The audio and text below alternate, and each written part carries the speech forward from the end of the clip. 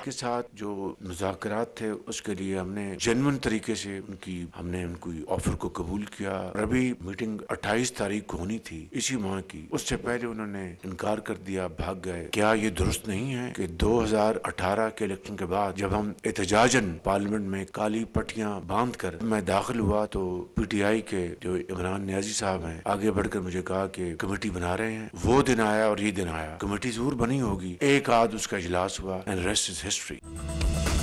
आए पार्लिमानी कमेटी बनाएं और मामलात को आगे बढ़ाएं। वज़ीर आज़म शहबाज शरीफ की पाकिस्तान तहरीक इंसाफ को एक बार फिर मुज़ाकरात की पेशकश। काबीना इजलास के खिताब में कहा 2018 के इंतखाबात की तहकीकात के लिए जो पार्लिमानी कमेटी बनी थी वो अपने काम मुकम्मल करे। 2024 के इंतखाबात की तहकीकात भी पार्लिमानी कमेटी करेगी। 26 नवंबर के धरने और 2014 के धरने का अहाता भी किया जाए। हम बहुत नेक नियति के साथ इनके साथ बैठे, हुकूमत ने तहरीरी जवाब देना था मगर ये भाग गए। मुल्क मजीद किसी इंतशार का मुतहम्मिल नहीं हो सकता। वज़ीर आज़म ने मजीद कहा, अफवाज पाकिस्तान के जवान और अफसरान कुर्बानियां दे रहे हैं। अमन नहीं होगा तो तरक्की का ख्वाब अधूरा रह जाएगा।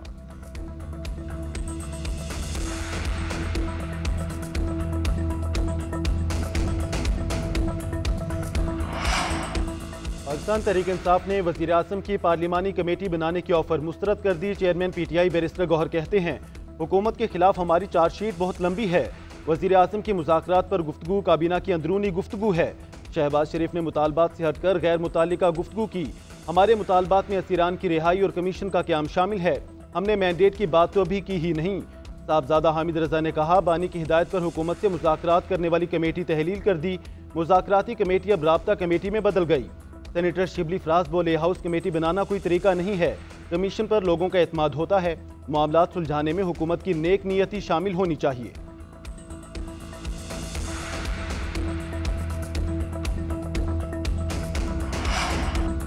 PTI ने अपने मुतालबात का अच्छा मौका ज़ाया कर दिया। यकतरफा तौर पर मुज़ाकराती अमल से निकल कर इन्होंने गैर सियासी और गैर जमहूरी सोच का मुजाहरा किया। हुकूमती कमेटी के तर्जुमान इरफान सदीकी का रद्द-ए-अमल कहते हैं, अच्छा मौके की गाड़ी तो छूट गई, अब मुज़ाकरात के लिए वज़ीर आज़म की पेशकश से फ़ायदा उठाना चाहिए। PTI को जान लेना चाहिए, सड़कें, चौक, धरने और लॉन्ग मार्च ना उसे पहले किसी मंजिल तक लेकर गए ना अब लेकर जाएंगे। हर मसले का हल सिर्फ संजीदा और बाबानी मुज़ाकरात ही से निकलता है।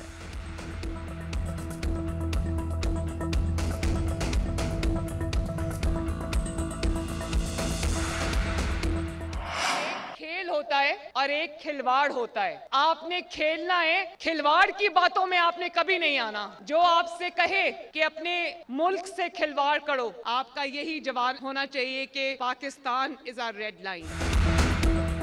नौजवानों, मुल्क से खिलवाड़ करने वालों के बहकावे में ना आना, किसी के कहने पर जलाओ घेराव ना करना, पेट्रोल बम चलाने वालों का हथियार ना बनना। वज़ीर आला मरीम नवाज की नसीहत। लाहौर में खेलता पंजाब गेम्स की इफ्तिताही तकरीब से खिताब में कहा, अगर कोई कहे मेट्रो को जला दो, पुलिस वालों के सर फाड़ दो तो ये काम कभी नहीं करना। खेलता पंजाब, आगे बढ़ता पंजाब और तरक्की करता पंजाब देखना चाहती हूँ। वज़ीर आला का मुकाबले में शरीक 2200 बच्चों को ई-बाइक्स देने का ऐलान। तकरीब में मरीम नवाज की आमद पर शानदार इस्तकबाल किया गया। खिलाड़ियों के दस्तों ने मार्च पास्ट किया, सलामी दी। मशल वज़ीर आला पंजाब को पेश की गई। तकरीब के बाद मरीम नवाज खिलाड़ियों में घुल मिल गईं, सेल्फियां बनवाईं।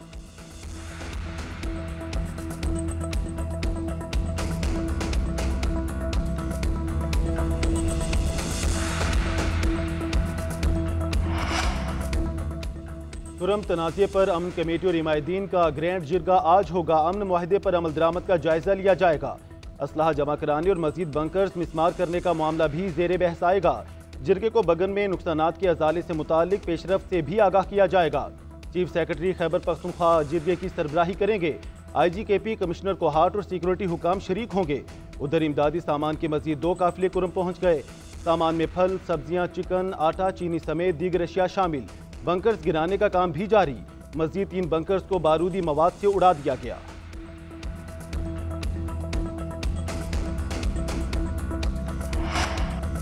अमेरिका ने 90 रोज के लिए इमदादी प्रोग्राम रोके हैं। उम्मीद है प्रोग्राम दोबारा बहाल हो जाएंगे। तर्जुमान दफ्तर खारजा ने हफ्तावार मीडिया ब्रीफिंग में कहा, अमेरिका ने पाकिस्तानियों को अपने मुल्क से निकाला तो पाकिस्तान उनकी भरपूर मदद करेगा। पाक चीन दोस्ती पर लगाए गए घिनौने इल्जामात की शदीद मजम्मत करते हैं। अफगानिस्तान में रह जाने वाले हथियार पाकिस्तान में दहशतगर्दी के लिए इस्तेमाल होते हैं। पाकिस्तान वन चाइना पॉलिसी पर अमल पैरा है। मराकश में कश्ती के हादसे से मुतल्लिक तहकीकात हो रही हैं। बच जाने वाले पाकिस्तानी 2 परवाजों के जरिए इस्लामाबाद पहुंच चुके हैं।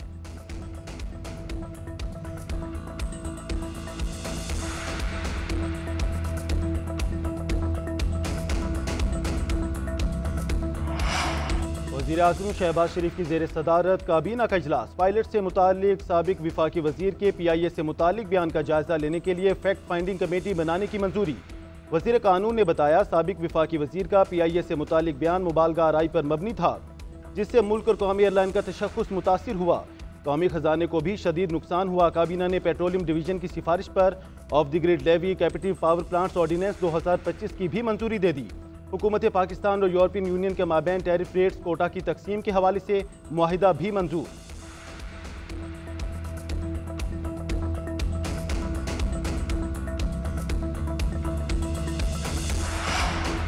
FBI के 3 अफसरान ने मुझे जान से मारने की धमकियां दी। सेनेटर फैसल वावड़ा का कायमा कमेटी खजाना के इजलास में इंकशाफ। कहा अली साले हयात, शाहिद सुमनू और डॉक्टर हयात सदीकी ने मारने की धमकी दी। चेयरमैन FBI का धमकी के खिलाफ हाई लेवल इंक्वायरी कराने का ऐलान। फैसल वावड़ा ने कहा मेरे मामले में इंक्वायरी रहने दें, किसी और सेनेटर को धमकी लगे तो इंक्वायरी कराइएगा। फारूक एच नाइक बोले धमकी का मामला FIA के सपुर्द किया जाए। इजलास में FBR की गाड़ियों की खरीदारी का मामला जेर बहस आया। FBR ने कायमा कमेटी को मुतमईन करने तक गाड़ियों की खरीदारी रोक दी।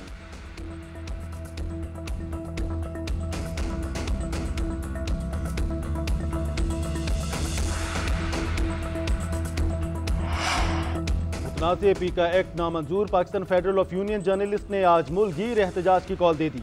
सहाफ़ी तंजीमों की ज्वाइंट एक्शन कमेटी की भी हिमायत। मुजाहरों में शिरकत का ऐलान कर दिया। PBA, CPNE और APNS तंजीमों का भी एहतजाज में शिरकत का फैसला।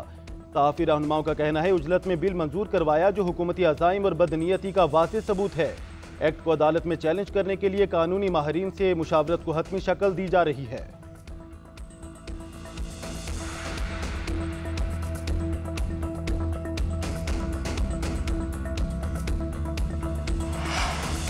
हम फेक न्यूज़ का रास्ता रोकने के हक में हैं, लेकिन मौजूदा कानून के गलत इस्तेमाल का इम्कान गालिब है।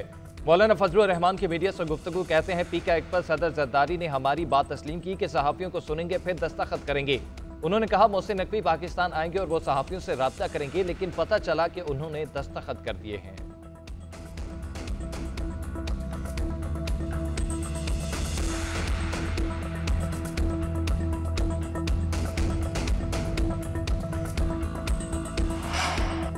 या 9 मई का जुर्म दहशतगर्दी के वाक़यात से ज़्यादा संगीन है। 21वीं आईनी तरमीम में मेहरान और कामरा बेसिस का भी जिक्र है। GHQ और कामरा बेस पर हमलावर मुल्जिमान का ट्रायल कहाँ हुआ था? जस्टिस हसन अजहर रिजवी के मिलिट्री ट्रायल केस में रिमार्क्स। ख्वाजा हारिस ने बताया मेहरान बेस हमले के तमाम दहशतगर्द मारे गए थे। जस्टिस हसन ने सवाल किया क्या दहशतगर्दों के मारे जाने से मेहरान बेस हमले की फाइल बंद हो गई?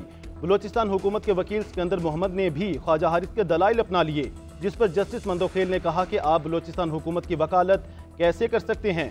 निजी वकील ही करने हैं तो एडवोकेट जनरल ऑफिस को बंद कर दें। पंजाब हुकूमत, वजारत दाखिला और वजारत कानून ने भी ख्वाजा हारिस के दलाइल अपनाए।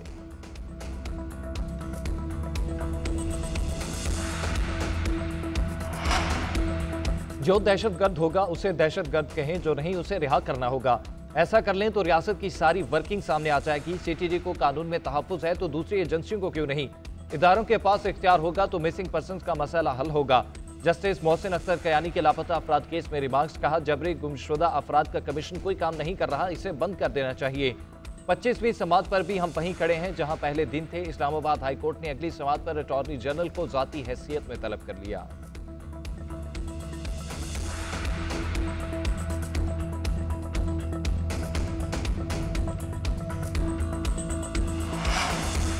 इस वक्त सीनियर प्यूनी जज हूं और इसमें ही बहुत खुश हूं। मुझे सीनियर प्यूनी जज कहकर ही मुखातिब किया जाए।